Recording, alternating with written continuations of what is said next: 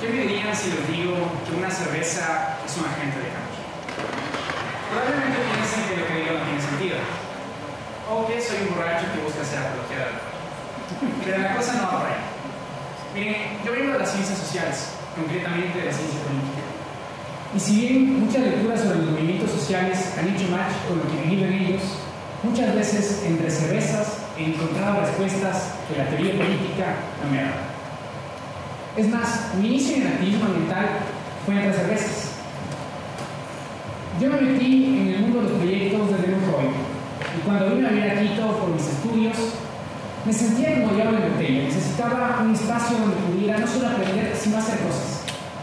Y justo vi que un amigo que había hecho en un congreso publicó The Fridays for Future Quito, justamente el que estaba perdiendo. Entonces le escribí para preguntarle en qué andaba y fuimos por unas viegas para comenzar. Hablamos de la necesidad de la conciencia ambiental y de cómo el movimiento climático creció exponencialmente a partir de Greta Thunberg. Y dije, de aquí soy. 3 doritos después, estábamos organizando esto, la huelga climática global en Ecuador de 2019. En principio, se me hizo un poco raro ir por unas viegas y terminar en el movimiento. Pero con el tiempo me di cuenta que era más común de lo que parece. Y es que cuando inicié el activismo, mis referencias eran las publicaciones de las y los activistas que eran como esta. Esta es una publicación que yo hice de lo que fue la Cumbre Regional de la Juventud frente al Cambio Climático. Aquí estamos activistas de toda Latinoamérica luchando por un sueño, un mundo con justicia climática. Pero lo que no había era esto. Aquí estamos activistas de Latinoamérica aprendiendo a asumir el colectivo. Es más, esa es la mayor y mejor respuesta que he obtenido entre cervezas: entender el sueño colectivo. El sueño colectivo es este horizonte que vamos visualizando en el movimiento. Es el horizonte que guía las acciones y que fortalece a la comunidad. El sueño colectivo, en definitiva, es esta simbiosis entre comunidad e idea de cambio. La comunidad va tejiendo una idea de cambio y esta idea de cambio va fortaleciendo y consolidando a la comunidad. Los movimientos sociales surgen de indignaciones que se juntan. Y en un principio hay una necesidad, una urgencia de afirmar a nosotros. Afirmar este nosotros es súper importante, porque tiene que ver con encontrar un significado a eso de lo que vamos formando parte, pero que va más allá de cada uno. Me refiero al sentido de la comunidad. Este sentido en principio es espontáneo porque hay un sentimiento de injusticia, de voluntad de lucha. Sin embargo, no es que la comunidad viene para quedarse. La comunidad es algo que hay que cultivar constantemente.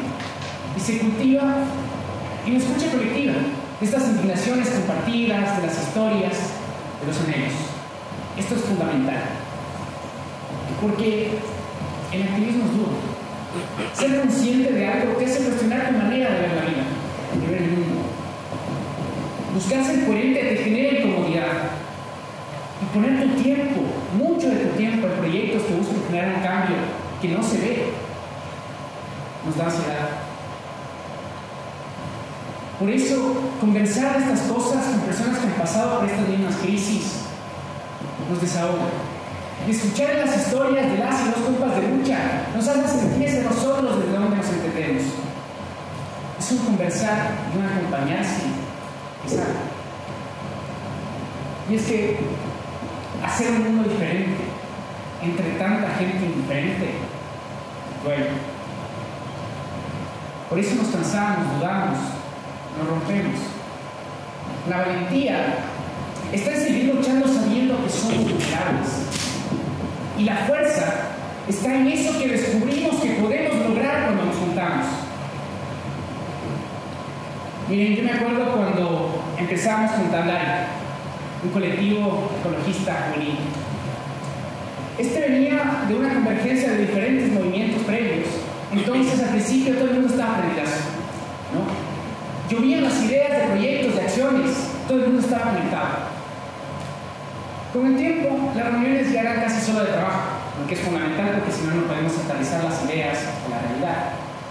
Pero cuando el activismo se queda solo en eso, se vuelve mecánico y se hace desgastante. De repente, surgió la idea de hacer unos cafés estándar, que aquí entre nos a veces eran cervezas estándar. Y pues eran espacios de reflexión colectiva sobre diferentes temas de interés común, como ecología política, educación ambiental. Espacios donde nos escuchamos haciendo una pausa del activismo, de esta mecánica, mejor dicho, del activismo, y pensábamos en el horizonte hacia dónde ir, hacíamos una reflexión colectiva y nos quedábamos conversando de todo, literal de todo. Nos contábamos de los vaciles, de los corazones rotos, de todo. Este conocernos más a fondo es súper importante. Cuando yo pienso en mis compas de lucha, pienso en esas veces que se nos partía el corazón, viendo animales indefensos muriendo en un río contaminado. Pienso en esos proyectos que nos sacaban la madre y que cuando iba el momento inaugural y veíamos el fruto de nuestro esfuerzo, sabíamos que esas noches sin dormir valieron la pena, o mejor dicho, el amor.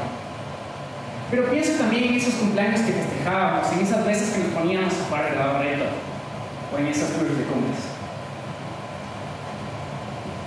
Y esto es esencial porque al conocernos, aprendemos a reconocernos en el otro. Y así se crea la maravilla de la comunidad.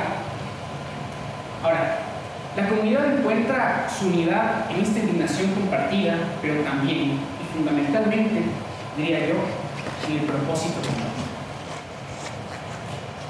El propósito compartido es esta idea de cambio que va tejiendo la comunidad. Esta idea es súper importante porque en principio cuando comenzamos en el activismo sabemos lo que no queremos, esa realidad que queremos dejar atrás. Pero eso no es suficiente para impulsar un cambio. Para impulsar un cambio necesitamos saber lo que queremos, el horizonte hacia dónde ir. Y es ahí donde esta parte del sueño colectivo termina siendo esencial. Porque armoniza las ideas y dibuja ese otro mundo posible. Y esto es clave por dos cosas.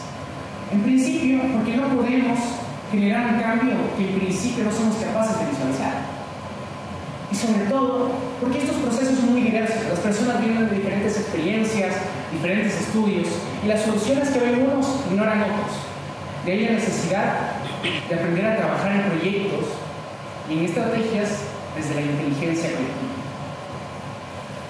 Como vemos, el sueño colectivo es esta fecundación cruzada entre la idea de cambio y la comunidad. Y se condensa justamente en esta pasión que nos convoca.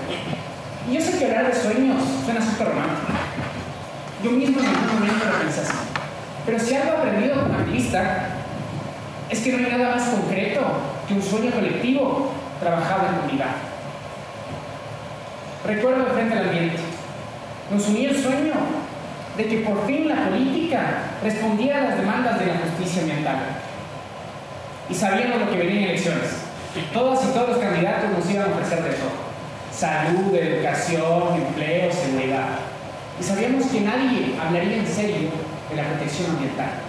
Sin saber que si no protegemos la vida, ninguna de las otras propuestas tiene un real sustento. Sabíamos que si queríamos posicionar la agenda ambiental en el debate político, necesitábamos una base social grande. Así que hicimos algo sin precedentes. Nos unimos más de 70 redes y organizaciones ambientalistas a nivel país para lograrlo. Aquí vemos la comunidad. Y nos dimos cuenta que para aterrizar ese sueño teníamos tres caminos que emprender. En principio, necesitamos que crear una agenda que plantee las demandas socioambientales. Necesitamos buscar el compromiso de las y los candidatos. Necesitamos evaluar sus planes desde un criterio técnico-científico para publicar estas evaluaciones en un lenguaje sencillo y así, precisamente, promover un voto informado, un voto consciente. Recuerdo también otro gran sueño, el de la era icónica, el sueño de un país con justicia climática. Nos dimos cuenta que para ello necesitamos generar mucha colaboración, así que colaboramos con ONGs, con academia, con carteras del Estado y nos unimos 18 organizaciones juveniles ambientalistas. Aquí volvemos a la comunidad. Y nos dimos cuenta que para traducir ese sueño en realidad es importante que como jóvenes nos involucremos en el diseño de propuestas e iniciativas ambientales. Y así lo hicimos, en 10 mesas de trabajo pensadas en torno a la crisis climática. Miren, el Frente al Ambiente, evidentemente, no hizo de la política ecuatoriana una política, ¿verdad? Pero hizo que por primera vez en la historia del país, los candidatos finalistas a la presidencia de la República se sienten en la misma mesa con el movimiento ecologista y firmen compromisos. Y la LPOY Ecuador no asumió todas las deudas de justicia climática del país, pero reunió a más de 300 jóvenes líderes de todo el país, de todas las provincias, y unió su voz en la Declaratoria Nacional de la Juventud frente al cambio climático.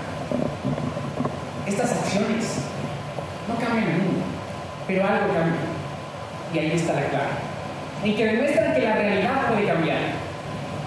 Manuel Castells, sociólogo de los movimientos sociales, afirma que en la historia son estos movimientos los actores de cambio en la sociedad.